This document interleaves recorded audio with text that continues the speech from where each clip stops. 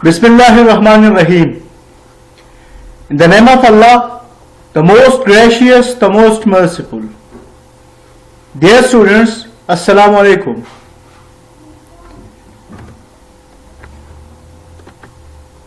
I am your teacher, Samiul Haq.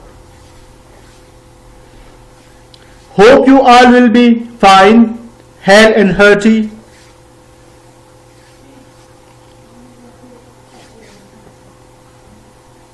आप लोगों की एक्सरसाइज में जो है वो नाउन प्रेज और नाउन क्लास है, ठीक है। लेकिन नाउन प्रेज और नाउन क्लास से पहले आपको ये जानना होगा कि प्रेज और क्लास किसे कहते हैं। तो सबसे पहले हम पढ़ते हैं प्रेज। प्रेज बेसिकली जैसे कि आपको नजर आ रहा है, प्रेज हम अल्फाज की उस मजमूई को कहते हैं जो कि आपको सेंस तो देता है लेकिन कंप्लीट सेंस नहीं देता, जो आपको मानी या मतलब तो देता है लेकिन मुकम्मल मतलब नहीं देता। जिस तरह on the corner, on the wall, in the east, इस तरह जो अल्फाज है, अगर हम ये पहले वाला एग्जाम्पल लें, the sun rises in the east, तो इन द ईस्ट जो है यानी इन द ईस्ट का मतलब क्या होता है? इन द ईस्ट कंप्लीट मीनिंग नहीं देता, ठीक है ना। तो जैसा कि अ group of words which make sense but not complete sense is called a phrase. अब आते हैं क्लास की तरफ। तो क्लास जो है वो इसे हम मिनी सेंटेंस भी कह सकते हैं। क्या कह सकते हैं? Mini sentence. यानी क्लास अल्फाज की उस मजमूई को कहते हैं जिसमें सब्जेक्ट और प्रेडिकेट हो, ठीक है। हाँ, सब्जेक्ट जो है यानी जिस चीज के मुतालिक कहा जाए, ठीक है। और प्रेडिकेट जो है वो जो चीज यानी सब्जेक्ट को बयान करता है या सब्जेक्ट के मुतालिक कुछ कहता है, उसे हम क्या कहते हैं? प्रेडिकेट, ठीक है ना। तो such a group of words which forms part of sentence and contains a subject and predicate is called a clause, ठीक है। जिस तरह की ये sentences है, this is the house where we live, he received a parcel which was very big। तो ये example जो है ये किसके हैं? क्लास के हैं, ठीक है। आगे चलते हैं। अब क्लास की मुख्तलिफ जो है अक़साम हैं। सबसे पहले इंडिपेंडेंट क्लास है, ठीक है। तो independent clause, an independent clause is a group of words that can stand on its own as a sentence. It has a subject, a verb and a complete thought. Independent clause हम उस class को कहते हैं जो कि खुद एक sentence होता है। इसमें अपना एक सब्जेक्ट होता है, वर्ब होता है और एक कंप्लीट मतलब होता है, थॉट होता है या थीम होता है। यानी ही रन को अगर हम देखें तो ये सब दो वर्ड्स हैं, लेकिन ये क्या है? खुद एक सेंटेंस है, क्योंकि ये हमें कंप्लीट मीनिंग देता है। अब यहाँ पर लिखा है कि notice that while this sentence only contains two words, it is still a complete sentence because it contains one word subject and one word predicate, and this is a complete and that is also a complete thought, ठीक है। ये दो लफ्ज है, लेकिन एक जो है इसमें क्या है? ही जो है सब्जेक्ट है और रन क्या है? ये प्रेडिकेट है। यानी जैसे कि मैंने आपको पहले बताया कि प्रेडिकेट क्या करता है? सब्जेक्ट को बयान करता है, एक्सप्लेन करता है। अब आगे जाते हैं, ठीक है ना, डिपेंडेंट क्लास की तरफ। तो डिपेंडेंट क्लास जो है, a dependent class is a group of words that also contains a subject and a verb, but it is not a complete thought। अब डिपेंडेंट क्लास जो है इसमें भी सब्जेक्ट और वर्ब होता है, लेकिन ये कंप्लीट मीनिंग नहीं देता, कंप्लीट मतलब वाज़ेह नहीं करता, ठीक है ना। Because it is not a complete thought, a dependent clause can not stand on its own as a sentence. Dependent clause को हम सेंटेंस नहीं कह सकते। It is dependent on being attached to an independent class to form a sentence, ठीक है ना। यानी इसके डिपेंडेंट क्लास के लिए मीनिंग को वाज़ेह करने के लिए या मीनिंग देने के लिए किसकी जरूरत पड़ती है? इंडिपेंडेंट क्लास की जरूरत पड़ती है डिपेंडेंट क्लास को, ठीक है ना। अभी ये जो सेंटेंस है, because I woke up let this morning, ठीक है ना। तो जैसा कि इस सुबह में देर से उठा, लेकिन किसी को कुछ पता नहीं है कि क्या हुआ था, क्यों देर से उठा। When we arrived in class, जब हम क्लास में पहुंचे तो क्या हुआ, किसी को कुछ पता नहीं है। तो इसमें जो है, जैसा कि आपको नजर आ रहा है, इसमें सब्जेक्ट और वर्ब है, लेकिन थॉट जो है वो क्या है, कंप्लीट नहीं है। ठीक है, तो ये क्या कहलाता है, डिपेंडेंट क्लॉज। आगे चलते हैं नाउन फ्रेज की तरफ। Noun phrase are group of words that function like a noun.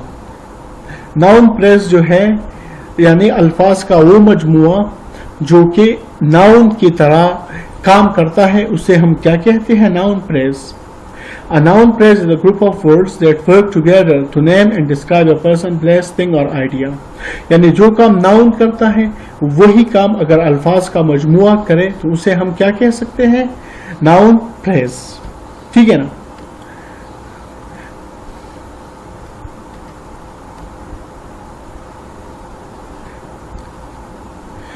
तमाम नाउन्स की तरह नाउन फ्रेज जो है वो सब्जेक्ट और ऑब्जेक्ट जो है हो सकता है। ठीक है, यानी a quick brown fox jumped over the lazy dog. तो इस सेंटेंस में द क्विक ब्राउन फॉक्स जो है ये क्या है, ये द क्विक ब्राउन फॉक्स ये क्या है, ये नाउन के तौर पर यूज हुआ है। ठीक है ना। This noun phrase is the subject of the sentence. In other words, this sentence is about the quick brown fox. But instead of just saying fox, the rest of the noun phrase works to describe it. Okay? तो noun phrase जो है वो असल में जो noun होता है उसको describe करने के काम आता है। ठीक है ना। अभी हम चलते हैं noun class की तरफ। तो noun class जो है, a noun class is a group of words acting together as a noun. तो noun class जो है ये भी अल्फाज का मजमुआ है जो कि noun के तौर पर काम करता है। These classes are always dependent classes. लेकिन ये क्लासेस क्या होती हैं, हमेशा डिपेंडेंट क्लासेस होती हैं। और अगर डिपेंडेंट क्लासेस होती हैं तो इसका मतलब ये है कि ये आपको कंप्लीट मीनिंग नहीं दे सकता। ठीक है ना। that is they do not form a complete sentence, तो ये complete sentence नहीं बना सकता। noun clauses are used to name something when a single word is not enough. तो noun class क्यों इस्तेमाल किए जाते हैं, noun class इसलिए इस्तेमाल किए जाते हैं किसी चीज को नाम देने के लिए जब एक लफ्ज काफी नहीं होता। again they are always going to be dependent clauses and these clauses can't stand alone.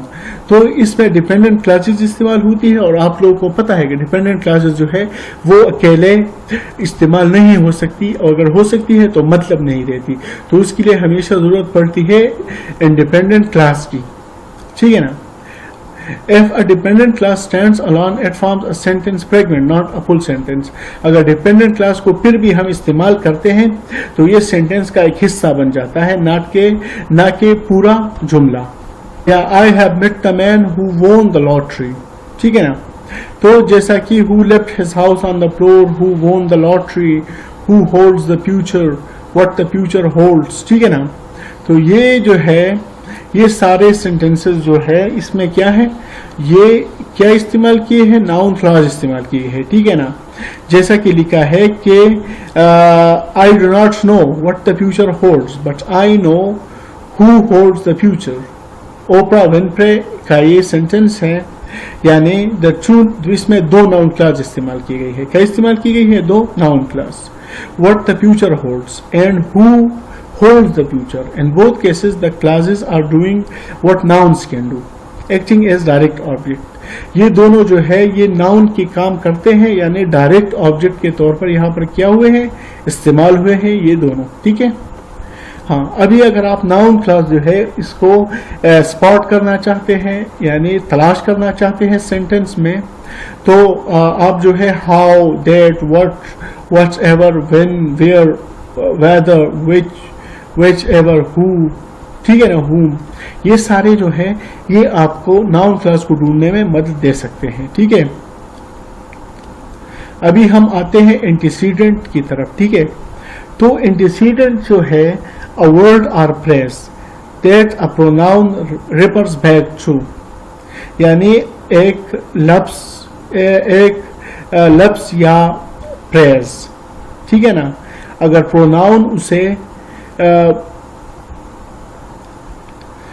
Pronoun उसे हवाला देता है तो a pronoun antecedent is a word that comes before a pronoun to which the pronoun refers, यानी pronoun antecedent वो होता है जो कि pronoun से पहले आता है और बाद में वो pronoun उसी का हवाला देता है।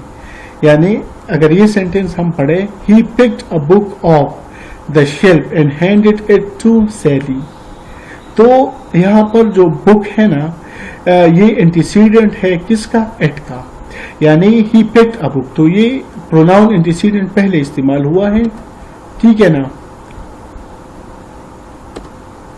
यहां पर क्या इस्तेमाल हुआ है? प्रोनाउन एंटीसीडेंट, और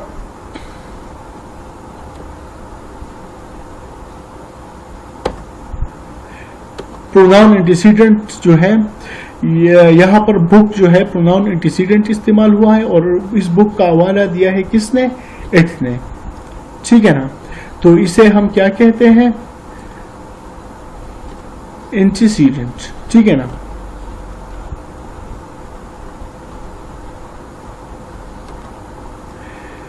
यहाँ पर जो है वो डी और ई क्वेश्चन जो है आपकी एक्सरसाइज में यहाँ पर दी गई है कि इनमें नाउन फ्रेजेस को, इन सेंटेंसेस में नाउन फ्रेज तलाश करें, ठीक है। तो ये मैंने आपको करके दिए हैं, और ये जो सेकंड क्वेश्चन है इसमें आपने नाउन क्लास जो है वो पुट करने हैं, तो ये भी मैंने मार्क कर दिए हैं, ठीक है।